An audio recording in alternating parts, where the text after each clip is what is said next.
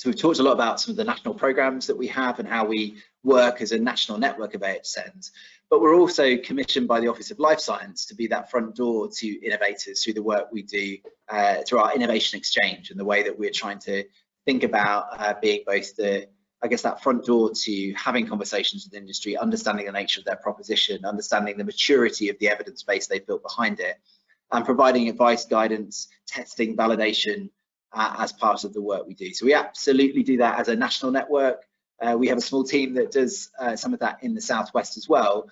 I think what we've increasingly trying to do in our partnership with the AAC is to say, look, we need to do that really well together in a really coordinated way, because the innovator that's approaching 15 different AHSNs is coming with the same products, not with 15 different products. So how do we understand that in a coordinated way at a national level, and start to look at where there is real energy or need for a particular type of innovation, where we might start to be able to do that testing and validation process as well. So a lot of the work we do in the Southwest is searching for that matching process of companies with great products, great ideas that have the potential for tackling an issue that we know our region is particularly interested in. And we're going to have this real emphasis on health equity issues, but equally we'll continue to do the work we do as an AHSN in connecting industry to the clinical teams we work with, to the local health and care systems that we work with, to try and look for those opportunities to test and validate products in practice as well. And that's,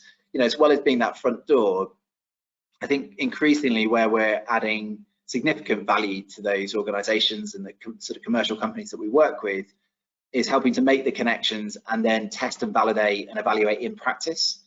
And that's about that sense of like real world validation, which then starts to build not just the underlying, I guess, research and evidence base, but actually the practical application and value, and also helps understand the company and other systems that then might want to adopt that. Like, what does it take to do this? How do you do it?